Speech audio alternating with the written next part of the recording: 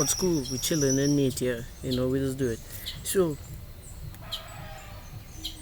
I found myself trapped in the play Medea. Medea is a play written by Euripedes, who was a tragedian of classic Athens. He was a Greek who wrote many interesting and tragic plays, including The Trojan Woman, Electra, and The Bacchae. Forgive me if I'm not pronouncing that correctly.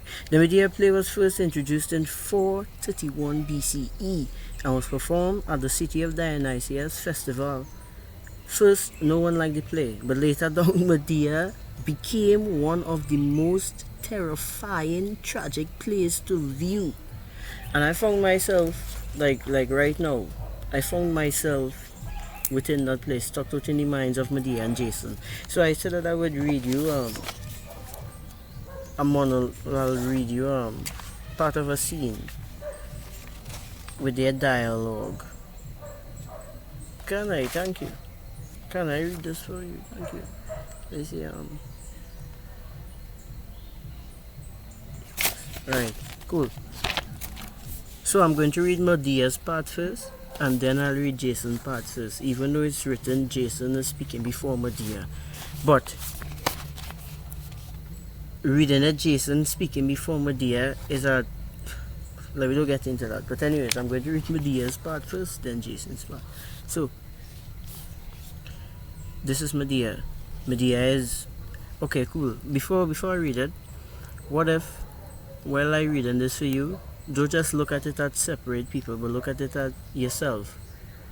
Think about yourself portraying these characteristics or speaking in this manner or feeling this type of vibe this person portraying within the words within the play.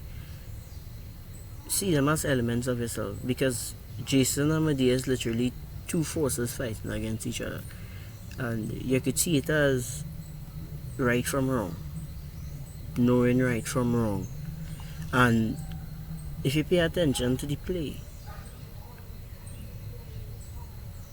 Medea, written by Euripides, to me,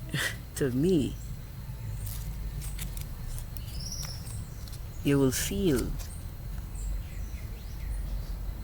which side between right and wrong is getting prosecuted incorrectly. But anyways, that's a different discussion. So let's go. Medea. As a man, you're the worst there is. That's all I'll say about you. No trace of manhood. You come to me now. You come at this point when you have turned into the worst enemy of the gods and me and the whole human race.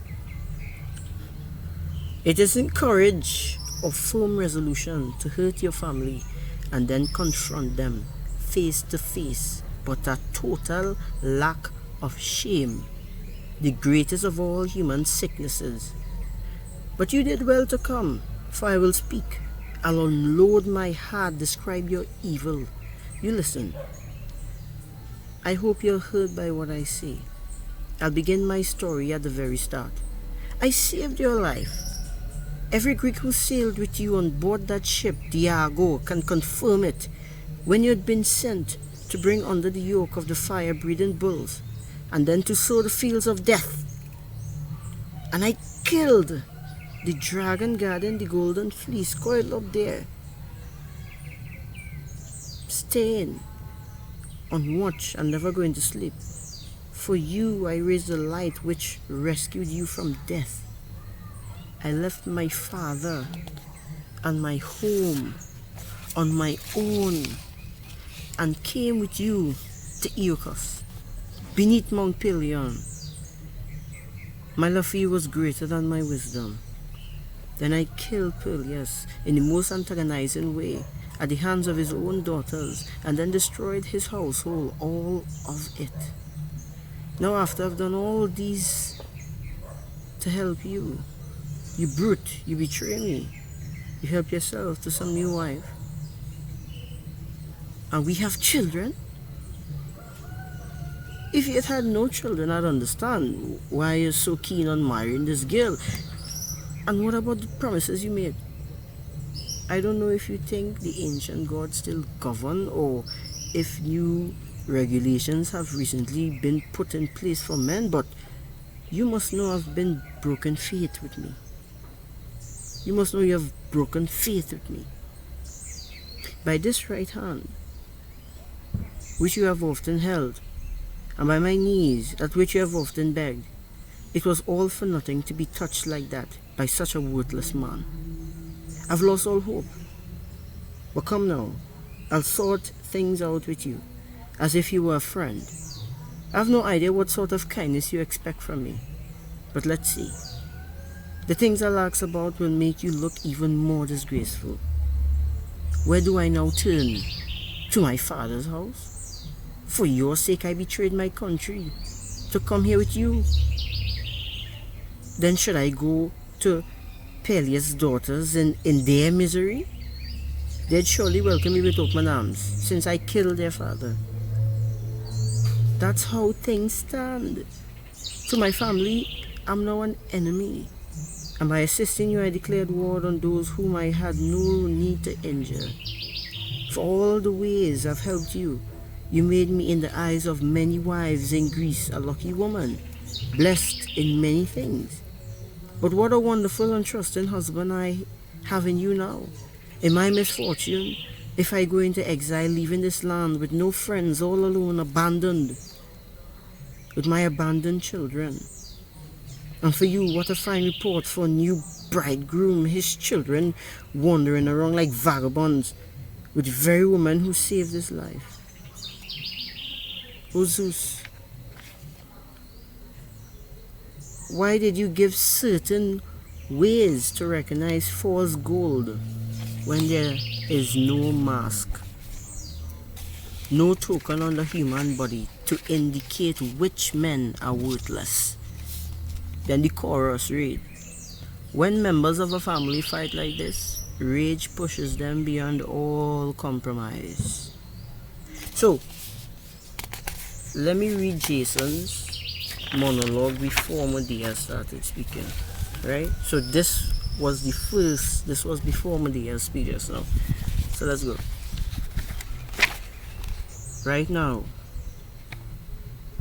it's not the first time I've observed how harsh temper makes all things worse. Impossibly so. It's happened often. Because I've stayed here in this land and house.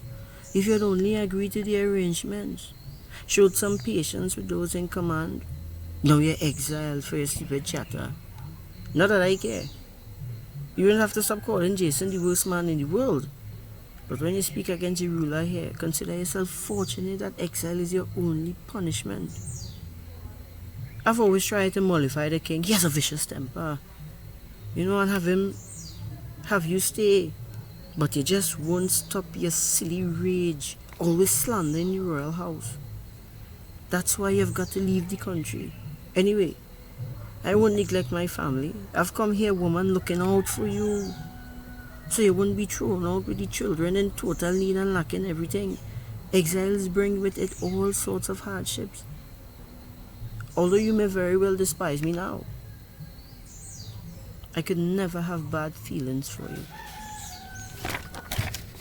And now let's go to Jason's. You know what? Forget about that Jason's. Let's switch it up. So, I'm telling you, imagine you have this woman here being exiled, right? First of all, she left her father, she left her hometown, and all these things to go with this man into this new land. And when she do all of that and leave and go into this new land with this new man, this man find a new woman in the land. So you have her battling with that, and the rage and the unforgiveness from that scene. And we could all feel that inside of us for something.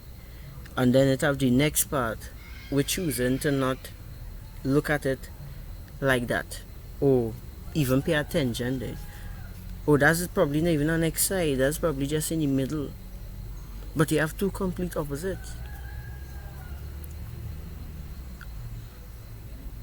And I thought it was amazing, because I feel like I find myself trapped in that time right now. You understand?